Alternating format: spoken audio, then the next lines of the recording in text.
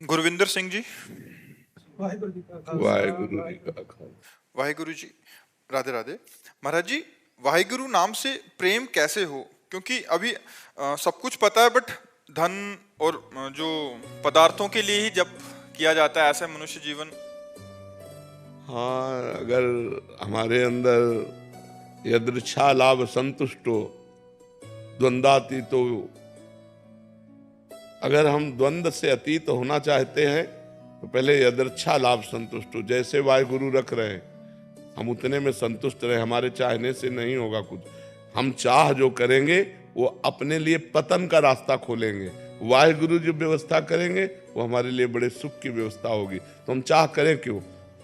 अन मांगे आगे आवे गो, ज्यों पल लागे पल को। जैसे पल बिना प्रयास के लगती है, ऐसे वाहिगुरु के आश्रित की सारी व्यवस्था वाहिगुरु करते हैं। हम चाह क्यों करें? हमारे पास जो कुछ है वो सब वाहिगुरु का है। जो कुछ करेंगे वो वाहिगुरु करेंगे। वाहिगुरु के सिवा मेरा कोई अस्तित्व नहीं। अभी नाम में प्रीति होने लगे। हम नाम तो जपते हैं लेकिन वाहिगुरु पर पूर्ण समर्पित नहीं है। पूर्ण समर्पित ना होने के कारण हमारे नाम में त्रुटि हो जाती है, नाम छूट जाता है।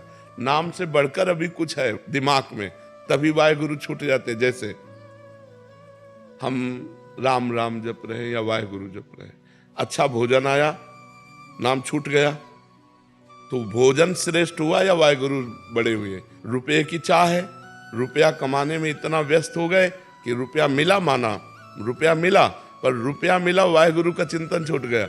जब हम वाहिगुरु को सबसे बड़ा माने, संपूर्ण जीवन वाहिगुरु को समर्पित कर दें, भूखे रखें तो वाहिगुरु वाहिगुरु। देखो, अपनी गर्दन तक समर्पित कर दी महापुरुषों ने वाहिगुरु के लिए। तो हम वाहिगुरु जैसी परिस्थिति में रखें वैसी परिस्थिति में रहे, और जबान से हर समय ओठ भले बंद रहें, वाहिगुरु वाहिगुरु वाहिगुरु वाहिगुरु वाहिगुरु। हम क्यों धन का चिंतन करें?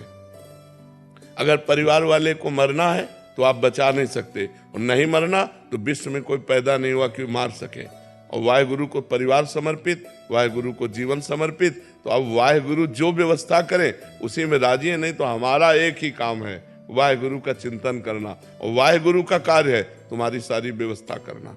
ये विश्वास करो, उनकी व्यवस्था से होगा। हमारे करने धरने से इतना नहीं होगा जितना उनकी व्यवस्था से होगा।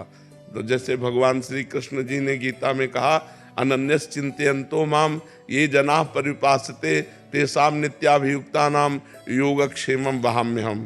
केवल तुम अनन्य चिंतन मेरा करो, मैं तुम्हारे योगक्षेम का वहन करूंगा। तो वही श्री कृष्ण, वही वाहिगुरु है। क्या कह रहे हैं? तुम मेरा केवल चिंतन करो, मैं तुम्हारे योग माने जो प्राप्त है और अप्राप्त वस्तु को प्राप्त कराना। जितना प्राप्त है उससे ज्यादा आपको प्राप्त कराना। अप्राप्त वस्तु को प्राप्त कराने का नाम योग है, और क्षेम प्राप्त वस्तु की रक्षा करने का नाम क्षेम है। वही रक्षा करेंगे, वही प्राप्ति कराएंगे। हमारा काम है निरंतर वाहिगुरु वाहिगुरु वाहिगुरु जबान से रखते रहे। जब जबान से रखते हैं ना, तब वो अंदर हृदय में जाता है, और जब हृदय में चलने लगता है फिर ये शिकायत नहीं रहती कि वाहिगुरु का स्मरण छूट गया। वो तो जीवन बन जाते हैं। जैसे दिल की धड़कन स्वयं होती है, ऐसे वाहिगुरु का चिंतन स्वयं होता है। इसलिए सब कुछ वाहिगुरु का है, सब कुछ वाहिगुरु के विधान से होगा, और मेरा केवल एक ही कर्तव्य है, निरंतर वाहिगुरु के आश्रित होकर वाहिगुरु का चिंतन करना, वाहिगुरु का नाम जप करना। महाराज जी, आप कह रहे हैं कि आपके गुरु भाई हैं और आपके बहुत प्रेमी हैं।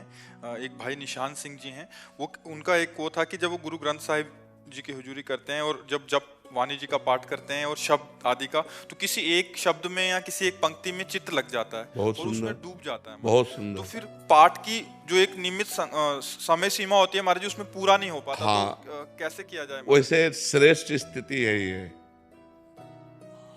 एक पंक्ति में या एक शब्द में आप डूब गए तो पाठ पूरा हो गया, सही माने में पाठ पूरा हो गया। हाँ, नियम में पूर्ति में कि इतना रोज होना चाहिए, वो तो बात नहीं पूरी होगी, लेकिन वास्तविक पाठ पूरा हो गया। क्योंकि अगर एक शब्द में, एक पंक्ति के चिंतन में हम डूब गए, यही वाणी जी के पाठ करने का फल है। गुरु वाणी जी के पाठ करने का फल है कि गुरु वाणी के शब्द में डूब जाए और डूब करके जैसा गुरुवाणी कह रही वैसा हम चलने लगे। यही बात है कि आगे हमको पढ़ने की सामर्थ्य न रह जाए और हम उसी बात में डूब जाएं, उसी शब्द में डूब जाएं। यही गुरुवाणी के पाठ का फल है। वो चिंता न करें। ये कोई ऐसी बात नहीं है कि हमको अपने डूबने से हट करके और पाठ करना चाहिए। अगर चित्त डूब रहा तो डूबने दीजिए। गुरुवाणी का फल यही है।